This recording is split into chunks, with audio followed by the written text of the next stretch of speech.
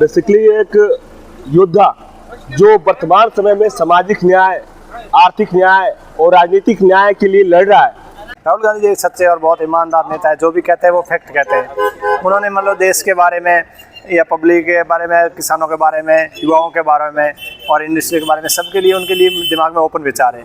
वो जो बता रहा है कि हमारे देश में अभी जो पंक्ति के लास्ट पे बैठा व्यक्ति का अभी उसका प्रतिनिधित्व नहीं है, उसके लिए लड़ाई लड़ रहा है। और वो बता रहे हैं कि अभी जो हमारी जनसंख्या है लगभग 140 करोड़, उसकी एक हमारे पास डाटा होना चाहिए कि कौन जाति, कौन वर्ग, कौन धर्म, कौन समुदाय का क्या है प्रतिनिधित्व, उसको बताना चाहिए। उसी के आधार पर पॉलिसी बनाना चाहिए। ये है राहुल गांधी जी की इनकी लीडरशिप। राहुल गांधी जो हमें इम्प्रेसिव ये चीज़ लगी कि जो उन्होंने कॉर्पोरेट सेक्टर को जितना बेच दिया है, तो वो जो कह रहे हैं वो एकदम फैक्ट लग रहा है। क्योंकि हम भी खुद भी स्टडी करते हैं न्यूज़ पे। जैसे वित्त मंत्री सीतारमण ने खुद ने एक्सेप्ट किया है पिछले साल पार्लियामेंट के अंदर कि we have write off 15 lakh crore रुपए of corporate sector in last 9 financial year. ठीक है ना, तो ये बिल्कुल फैक्ट बात है। और अब वो 15 लाख से बढ़ के 16-17 लाख तक पहुँच गया है। उसके बाद जैसे अग्निवीर रोजगार के लिए है, वो भी उनकी बात हुई कि वो जो भी कहते हैं वो फैक्ट कहते हैं। उन्होंने हमेशा सत्य का सामना किया है और सत्य बताने के लिए चलते हैं।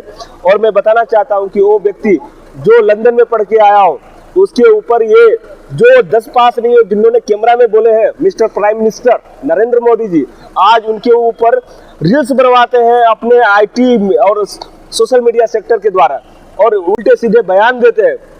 और जो तड़ीपार जो अमित शाह, जो अभी गृह मंत्री है, जिसे हाई कोर्ट ने, माननीय न्यायालय ने उसको तड़ीपार घोषित किया, वो व्यक्ति जो कपड़े देख के बता देता है कौन जाति कौन धर्म का है, वो तुच्छा सा व्यक्ति आज राहुल जी के सामने ऐसे ऐसे बातें करता है। और ये भी सही है, जैसे कॉर्पोरेट सेक्टर को डबल फायदा पहुंचा है। एक तो उनका लोन माफ किया जा रहा है, राइट ऑफ किया जा रहा है। दूसरा उनको टैक्स था, पहले यूपीए के समय में कॉर्पोरेट टैक्स 35% था, वो नीचे आके 20% ले रहे हैं। मतलब उनको टैक्स में भी रिबेट दी है और इधर लोन भी उनका माफ कर रहे हैं। तो मतलब कुल मिला के पूरी की पूरी गवर्नमेंट का पैसा है, पब्लिक का पैसा है, वो कॉर्पोरेट सेक्टर के हवाले किया जा रहा है और आम जनता की कोई सुनना नहीं रहा। जिस वजह से न तो नौकरियां क्रिएट हो रही है, न जॉब क्रिएट हो रहे हैं, और मतलब न प्राइवेट हो रहे हैं, न सरकारी। मैं बताना चाहता हूँ वो ऐसी पर्सनालिटी जो एजुकेटेड हो, जो समाज में भाईचारा चाहता है कि सद्भाव बना रहे, उन्होंने बोला है कि हम वर्गों का विभेद हटाएंगे और हम देश में मोहब्बत की दुकान खोलेंगे।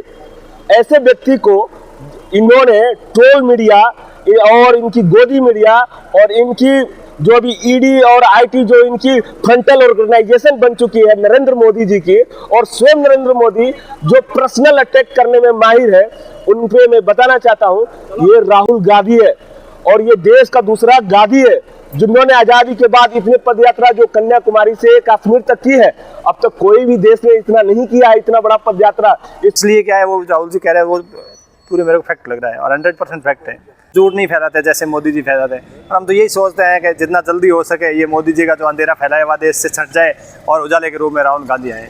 उन्होंने मणिपुर से मुंबई की ये रास्ता तय किया है और लगभग 75% ये यात्रा पूरी हो चुकी है। और मैं बताना चाहूँगा ये यात्रा पूरी होगी मणिपुर से मुंबई तक और हम देश में शांति, सद्भाव, प्यार बांटेंगे और 2024 में हमारा राहुल जी प्रधानमंत्री बनने जा रहे हैं। धन्यवाद। साथ हमारे कौन चलेगा।